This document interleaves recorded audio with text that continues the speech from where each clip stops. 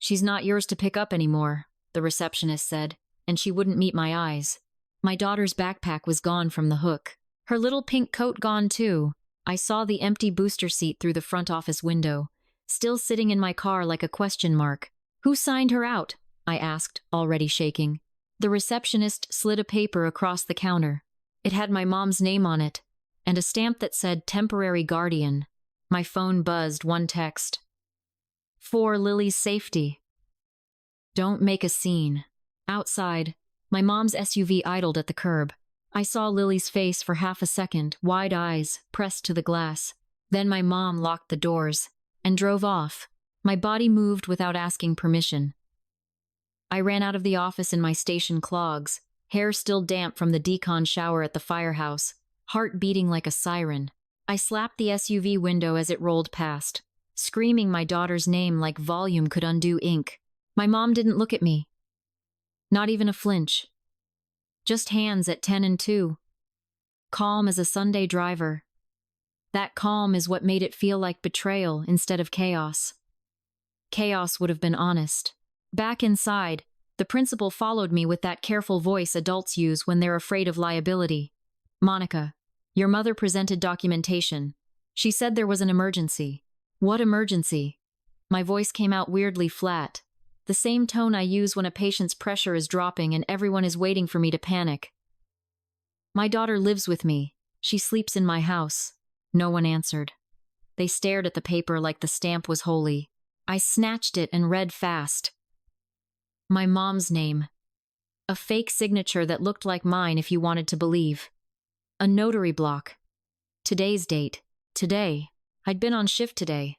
I'd been in the back of an ambulance with a man seizing while my mother was apparently becoming guardian of my kid.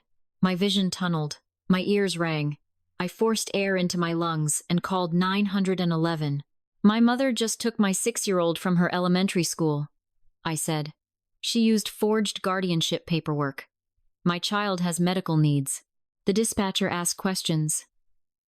I answered like a robot. Vehicle, plate, direction of travel, my daughter's full name, her asthma, her inhaler. The word asthma made my hands shake harder because I could already picture my mom downplaying it.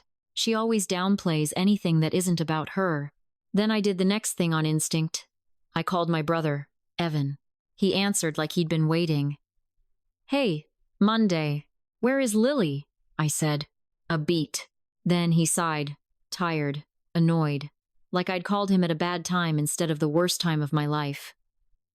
You're with them, I whispered. We're doing what's best, he said, smoothly. Mom's taking her for the weekend. You're overworked. You're emotional. She's worried. What I am, I snapped, is her mother. In the background I heard a tiny voice, muffled like someone's hand was over the phone. Mommy? My throat closed. Lily, baby. The call cut, not dropped, hung up. I stood there in the school office with that paper burning my palm, and the weird little details from the last few months lined up like they'd been waiting for this moment. Mom insisting she stay on the emergency contact list even after I removed her. Evan asking about my shift schedule like it was casual. Mom calling my apartment temporary, like she could speak my life into being.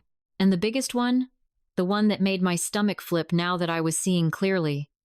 Last week my mom had asked, sweet as syrup, do you still keep Lily's birth certificate in your nightstand? You should keep important papers safe, honey. At the time, I thought she was being helpful. Now, holding this fake guardianship, I understood. I looked around the office. The receptionist avoided my eyes. The principal's jaw was tight. They weren't on my side. They were on the side of whichever adult looked most official, so I made myself official. I opened my camera roll and pulled up last night. Lily on my couch in pajamas, laughing so hard she snorted, holding up a paper snowflake she'd cut herself. I showed it to the principal like it was evidence of life. This is my child, I said. I am not unstable. I am not absent. He swallowed, uncomfortable. Monica, I'm sorry. We had to follow protocol. Protocol. That's what people hide behind when they don't want to admit they chose the wrong person. I walked out into the cold with my hands shaking and my heart running ahead of me. Before Lily was born, my mom used to call me the responsible one, like it was a compliment. After Lily, it turned into an expectation.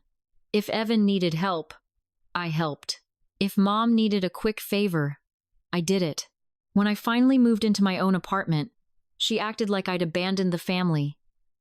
Yet she still let the electric bill and the internet stay in my name. Because it's easier, honey. Easier for her. Easier to keep a hook in me.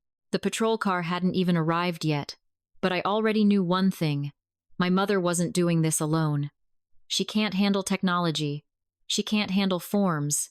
She can handle manipulation. And she always has a helper, Evan. And Evan's comfort, my mom's comfort, was still built on me, in a way they never thanked me for.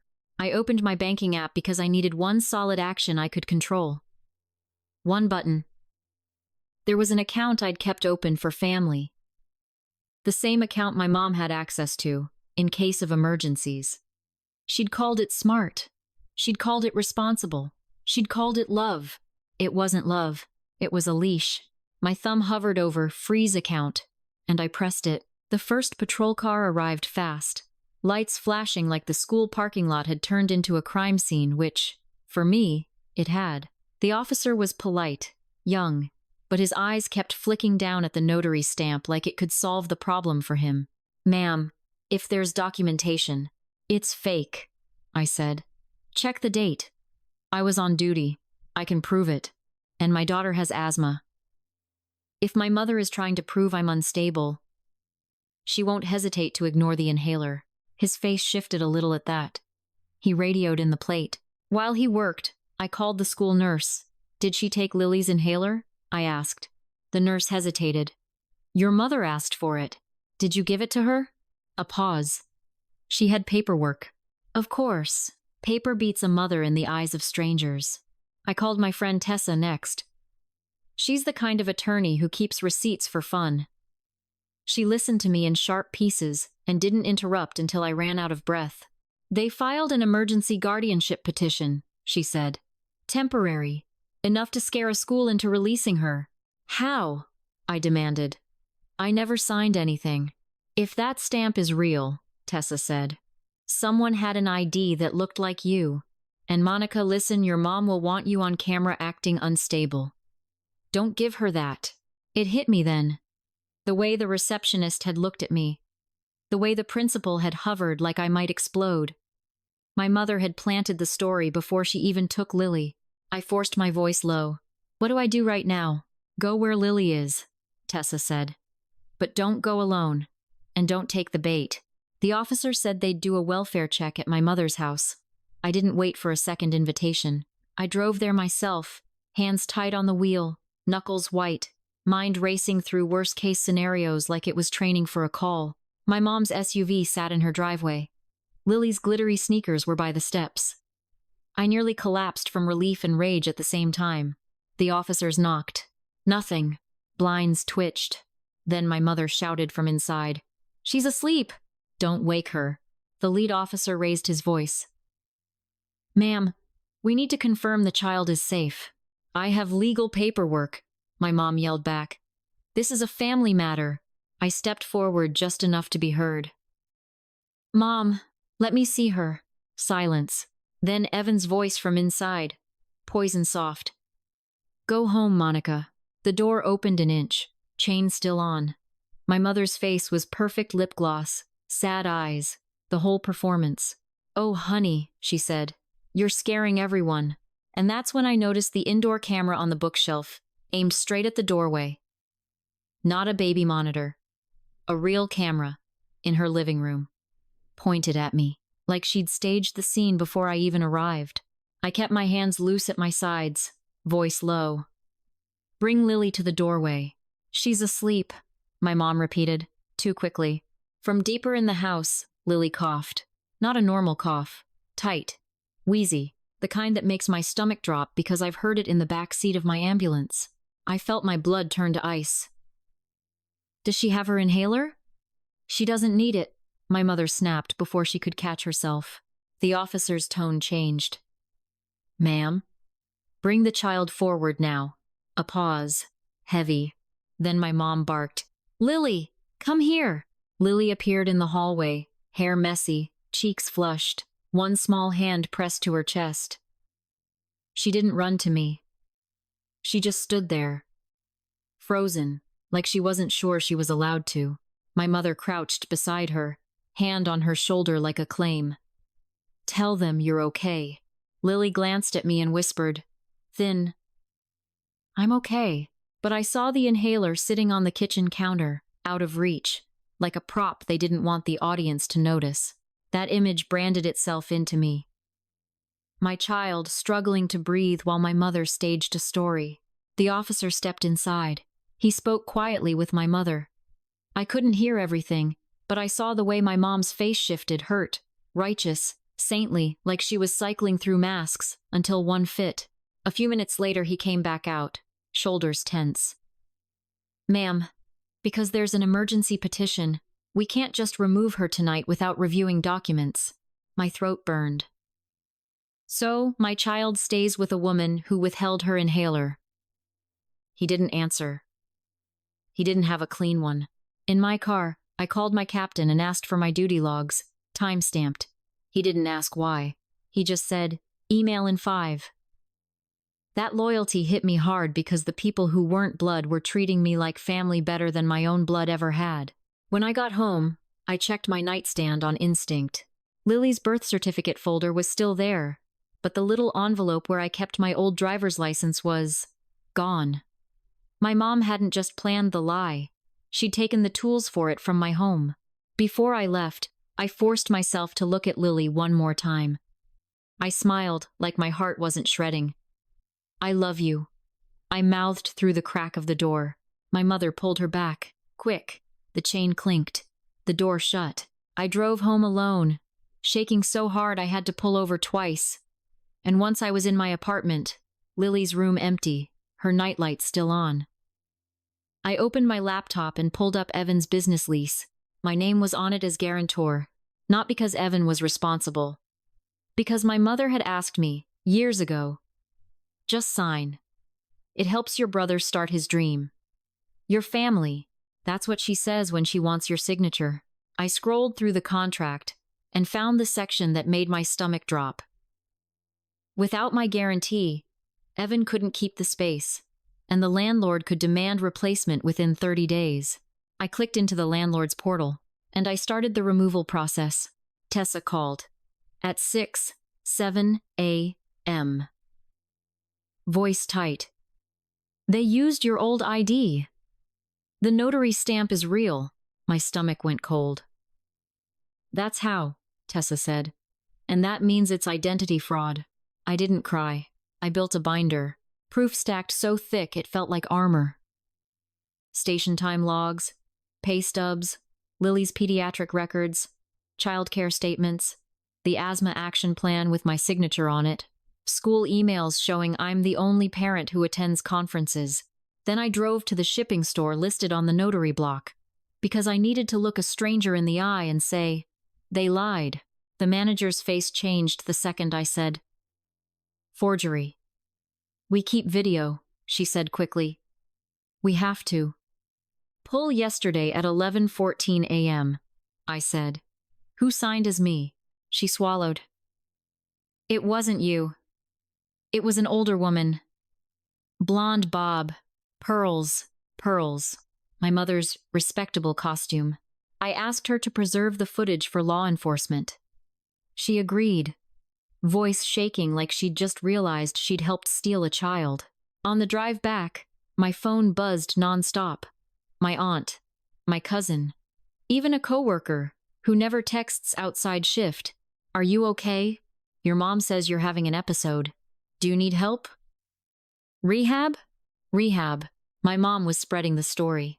I called my neighbor, Mrs. Hahn, the one who actually watches Lily when I have late calls. I didn't ask her to choose sides. I asked her for facts. I've never seen you intoxicated, she said, offended on my behalf. I've seen you exhausted. I've seen you show up anyway. That is not the same. She offered to write a statement before I could even ask. Then I called Lily's pediatrician for a letter. He didn't hesitate either. Your daughter is well cared for, he said. If anyone is withholding medication, that's the risk. Every time I gathered another piece of proof, my chest loosened a fraction. My mother's power lives in fog.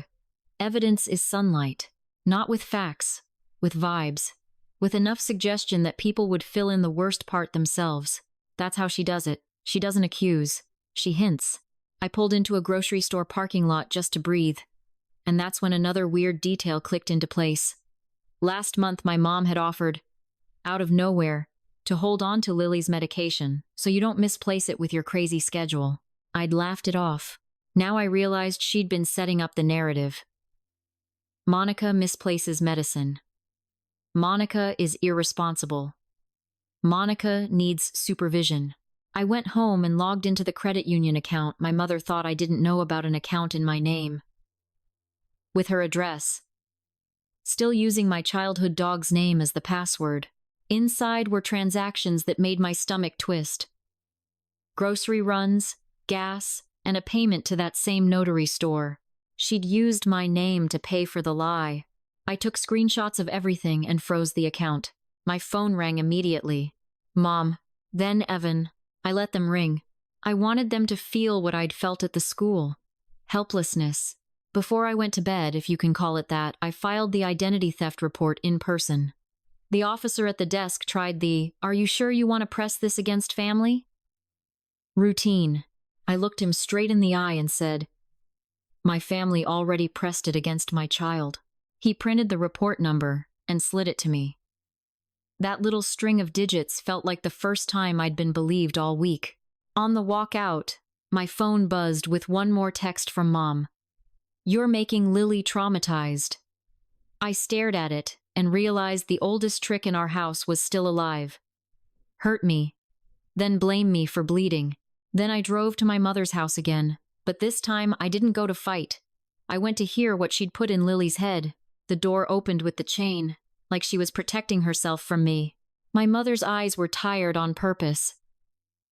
"Monica, please." "She's doing better here." From behind her, Lily's voice floated, small. "Mommy?" My heart kicked. Lily stepped into view, clutching a coloring book, cheeks red like someone had wiped her face too hard. That tiny detail my mother never wipes gently told me. Lily had been crying and someone wanted it erased fast. My mom's hand gripped Lily's shoulder. "Tell Mommy you're okay," Lily whispered. "Grandma said you're sick." My vision sharpened. "What did you tell her?" My mother's smile stayed polite. "Children worry. We're just keeping her safe." I crouched right there on the porch, lowering myself to Lily's level, keeping my voice soft enough for her and steady enough to undo poison. "Baby, am I sick?" Lily hesitated. That hesitation hurt worse than any insult. "She said you don't sleep," Lily whispered, "and you forget things. And if I come home, I might get hurt." I swallowed hard. "That's a lie. I'm tired because I work. But you are safe with me. You hear me? You are my whole heart." Lily's eyes filled. She looked like she wanted to run to me but didn't know if she was allowed. My mother leaned down, whispering in Lily's ear like a spell. Lily turned to obey, then looked back at me and mouthed one word. "Help!" Something clean and furious rose in me. I stood up and looked my mother in the eye. "If you're doing this for Lily, you'll hand her over today." My mother's face hardened. "Not until the hearing." My stomach flipped. "You're making my child wait for a hearing."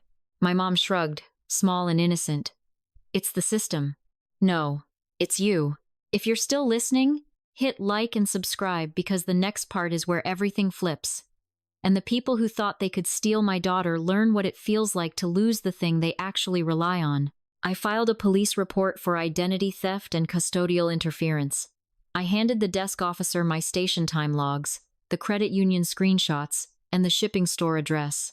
He looked at the paper trail and finally stopped treating this like family mess. "We'll open an investigation," he said.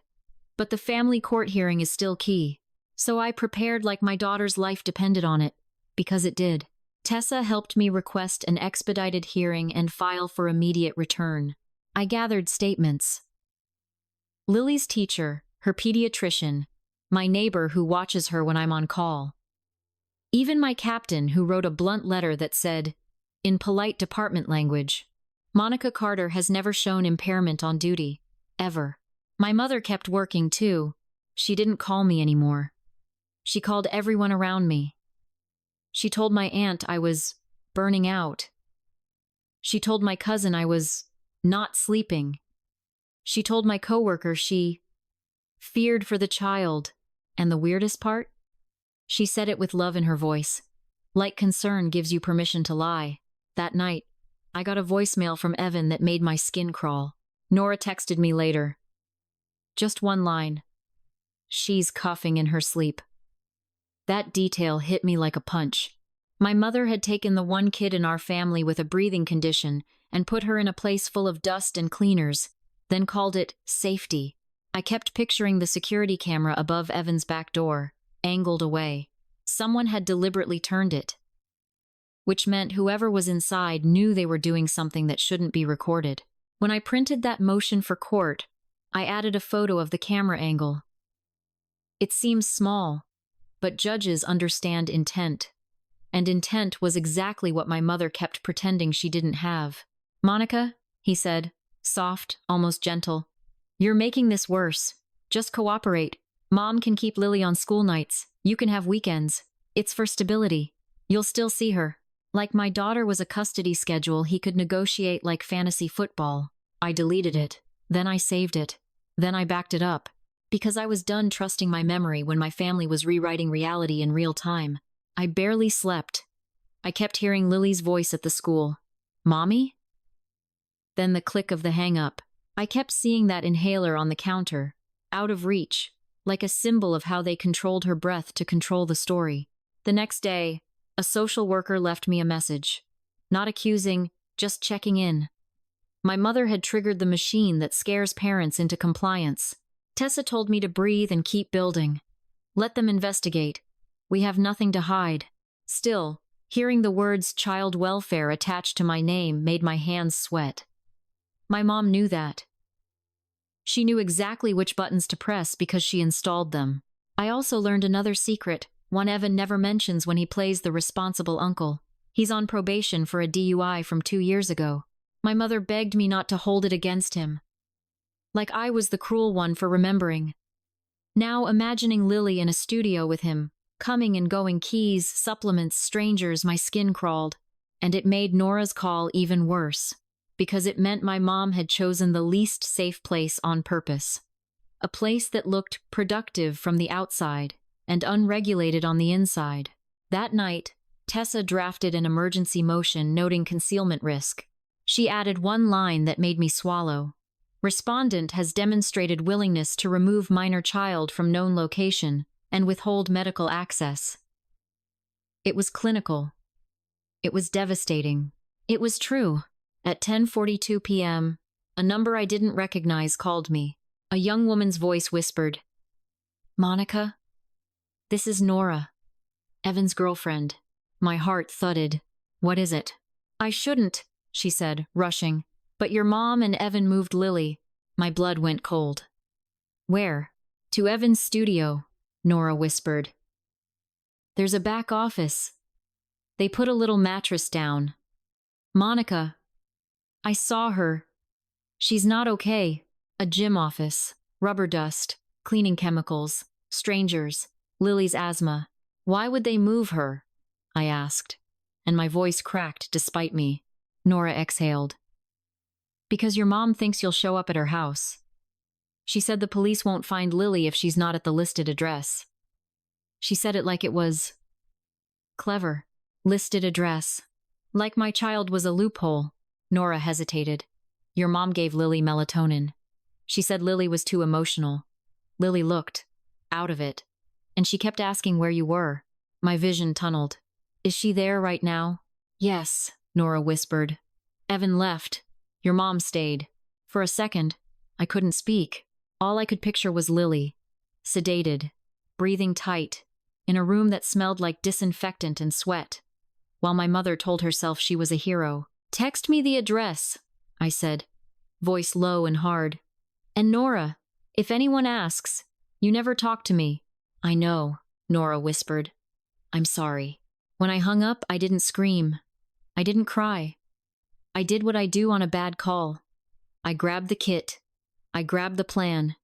And I moved. I packed Lily's spacer mask for her inhaler. I grabbed her nebulizer. I grabbed the binder of evidence because I wasn't walking into anything without receipts. Before I left, I did one more thing Tessa taught me. I emailed Lily's school a copy of my custody paperwork and the police report number, and I demanded they remove my mother and Evan from every pickup list. I asked for a written confirmation. Paper beats paper. If my mom loved stamps, fine, I'd bring my own. Then I drove through the dark with my jaw locked. Because if my mother wanted to hide my child, she chose the wrong person to play that game with. When I turned onto Evans Street, I saw the studio lights on, and my mother's SUV parked behind the building. The back door wasn't locked. That detail alone told me how confident they felt. A cheap security camera above it was angled slightly away, like someone had accidentally bumped it. Cute. I took a photo of it before I went in. Because my brain was a filing cabinet now, I pushed inside. The air smelled like sweat and citrus disinfectant. The main room was dark, but a single light glowed from the back hallway. I moved quietly, careful not to announce myself, like I was asking permission to rescue my own child. I followed my mother's voice to the back office. She was doing that soothing tone she uses when she wants someone compliant. "Grandma's here," she murmured. "Grandma keeps you safe." I opened the door. My mother spun, eyes wide for half a second before she snapped on calm. "Monica," she said, clipped. "You can't barge in." Lily was curled on a thin mattress, cheeks flushed, breathing thick. She barely stirred when I touched her hair. "Mommy," she mumbled, drug heavy. I looked up at my mother. "What did you give her?" "A children's sleep aid," she said, chin lifted. She was anxious. "It's for her well-being." "For her well-being," I echoed, and my voice went flat. "You drugged my child to keep her quiet. Don't use dramatic words," she snapped. Then softer, like she remembered her own storyline. "You're spiraling." This is why we stepped in. I set Lily upright gently. Her head lolled, her breathing rasped. I could hear the tightness in her chest. I felt rage climb my throat like acid. I dialed 911 with my hands steady. "My daughter is in medical distress," I said. "She was taken without my consent. She's sedated. She has asthma." My mother lunged toward my phone and stopped when I stepped between her and Lily. "Touch me," I said quietly, "and you'll be explaining bruises to a judge." She froze, breathing hard. For the first time, she looked scared of me, not because I was loud, but because I was calm. "If you've made it to this point, do me a favor. Drop a comment when this ends, and tell me what you would do in my position. Would you forgive family after they crossed this line? Or would you cut them off forever? I'm asking because the choice I made still sits heavy in my chest." Sirens arrived fast. Police and paramedics poured into the studio, like the building was finally being treated the way it should have been treated. As a scene. My mother instantly became a trembling saint. "Oh, thank goodness," she whispered, voice wobbling. "She's been so unwell." "We're protecting the child." I didn't argue. I didn't plead. I handed the lead officer my binder. Forged guardianship. Time logs proving I couldn't sign. Screenshots of the account used to pay the notary. A preserved video request from the notary store. And a police report number for identity theft, I said. They also concealed my daughter from the listed address. The officer flipped through it, eyebrows rising. He looked at my mother like she was no longer a sweet grandmother, but a suspect. Evan burst in mid-sentence, breathless, furious, performing outrage like it was his job. "She broke in," he said, pointing at me. "She's unstable. This is why we filed." The paramedic didn't even look up from Lily. "This child has melatonin in her system," he said. "And her breathing is tight. She needs evaluation." Evan's face twitched. "It's normal. Not without parental consent," the paramedic said. flat. The officer's tone shifted. "Sir, step back," Evan bristled. My mother stepped toward him like she was about to redirect. But the other officer cut her off with a simple, powerful sentence. "Ma'am, you need to stop speaking for everyone." I watched my mother's jaw tighten. She hates that sentence. She hates when someone removes her microphone. The officer spoke with everyone separately. 10 minutes later, the lead officer returned and said the words my body had been waiting for. "Miss Carter, your daughter is going home with you tonight." My mother tried one last time. "But the paperwork is under investigation," he cut in. When I carried Lily out, she woke enough to whisper, "Am I in trouble?" "No," I said into her hair. "Never." Lily got a breathing treatment, and her color came back.